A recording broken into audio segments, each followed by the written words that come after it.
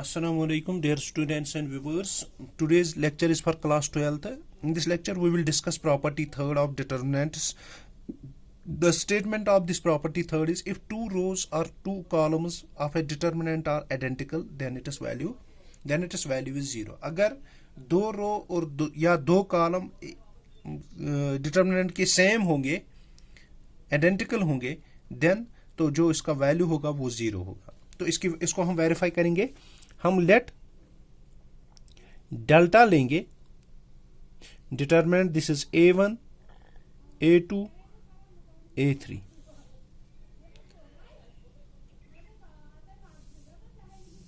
और दूसरा लेंगे, सपोज ये लेंगे B1, B2, this is B3.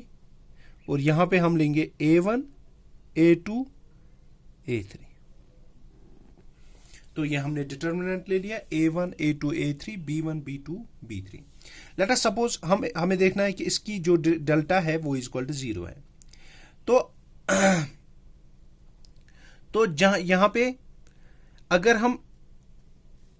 हम इसको two rows by property first, अगर हम इसके दो रोज या दो कॉलम्स को इंटरचेंज करेंगे तो डेल्टा डैश क्या आएगा. If which interchange two rows और two columns, late us suppose मैं इंटरचेंज करूंगा R1 को R3 से, तो यहां पे क्या आएगा. This is A1, this is A2, this is A3. Here this is B1, this is B2, this is B3, and here this is A1, A2, A3. तो जब हमने तो यहां पे नेगेटिव साइन बाहर आएगा क्योंकि हमने दो रोज को इंटरचेंज किया. हमने R1 को R3 के साथ इंटरचेंज किया. That implies this delta dash is equal to minus delta. Delta dash is equal to minus delta. तो ये डेल्टा डैश, लेकिन अगर हम यहां पे डेल्टा की बात करेंगे तो यहां पे आएगा delta is equal to minus delta. तो यही डेल्टा है. लेट अस सपोज इसको हमने इंटरचेंज किया तो वो डेल्टा डैश आएगा, लेकिन एक्चुअली तो ये डेल्टा ही है. That implies twice, that implies इसको delta plus delta is equal to zero. That implies twice delta is equal to zero. तो इसका मतलब है जो वैल्यू है डेल्टा की जीरो है. That implies this value is zero. Late us suppose हम एक एग्जांपल भी दे देते हैं इसकी. एक एग्जांपल लेंगे हम. Let us suppose we take let delta is equal to, एक ये लेंगे 2, 2, 2, यहां पे लेंगे 3, 3, 3 और यहां पे लेंगे 2, 2, 2. ये हमने एक जिसमें दो, यहां पे दो रोज सेम है, इसकी वैल्यू हम देखते हैं. This equal to 2 into 3 2s are 6 minus 3 2s are 6 minus 2 into 3 2s are 6 minus 6 plus 2 into यहां पे 3 2s are 6 minus 6 minus 6. That implies ये आएगा 2 इंटू 0 माइनस 2 इंटू 0, यहां पे plus 2 into 0. That implies total आएगा 0. तो इसका वैल्यू जो होता है वो 0 होता है. अब हम प्रॉपर्टी 4 पे जाएंगे. प्रॉपर्टी 4 तो प्रॉपर्टी 4 में क्या है. प्रॉपर्टी 4 तो प्रॉपर्टी 4 क्या कहती है. इसको दूसरा नाम भी है सेकेलर मल्टीपल प्रॉपर्टी.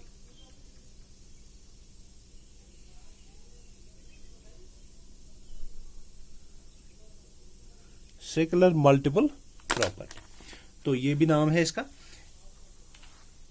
इसका मतलब है कि जो अगर हम ईच एलिमेंट, पहले इसका स्टेटमेंट लिखेंगे. If each element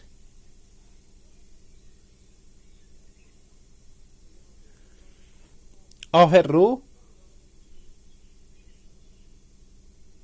or column, अगर हम each element of a row or column of a determinant is multiplied by a scalar quantity. Let us suppose हम के से इसको मल्टीपल करेंगे. देन द वैल्यू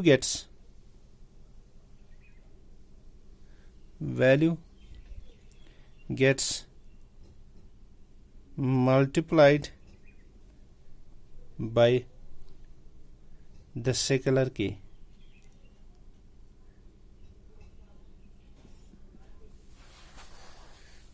तो इसका मतलब क्या है कि अगर हम किसी भी रो या किसी भी कॉलम को सिकुलर से मल्टीपल करेंगे ईच एलिमेंट को, तो जो इसका डिटर्मिनेंट का वैल्यू होगा वो मल्टीपल होगा के से।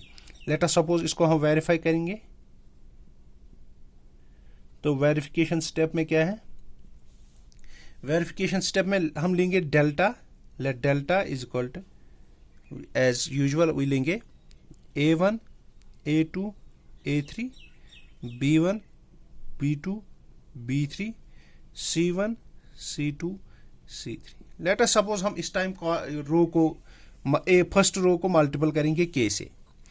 Let delta dash is equal to delta dash is obtained after multiplying first row by k. This is equal to k times A1, k times B1, k times C1, which is called A2, B2, C2, A3, B3, C3.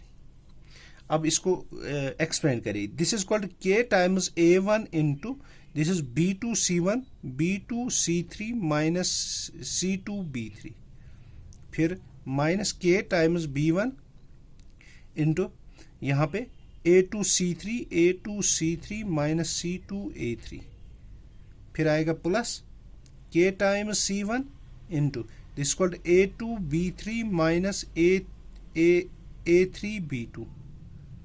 तो अगर हम k इसमें common निकालेंगे तो ये क्या आएगा A1 into B2 C3 minus C2 B3, फिर minus B1 times A2 C3 minus C2 A3, फिर प्लस C1 मल्टीपल करके A2 B3 minus A3 B2। तो अगर हम ये देखेंगे ये इसकी वैल्यू है डेल्टा की वैल्यू, दैट इम्प्लाइज जो डेल्टा डैश आएगा वो आएगा k टाइम्स डेल्टा, जो डेल्टा की वैल्यू है। इसका मतलब है कि इस डेल्टा को हमने मल्टीपल किया था फर्स्ट रो को किसमें k से, तो हमें delta dash is equal to k times delta. तो इसकी वैल्यू जो है वो k टाइम्स डेल्टा आ गई। तो आज के लिए इतना ही। अल्लाह हाफिज।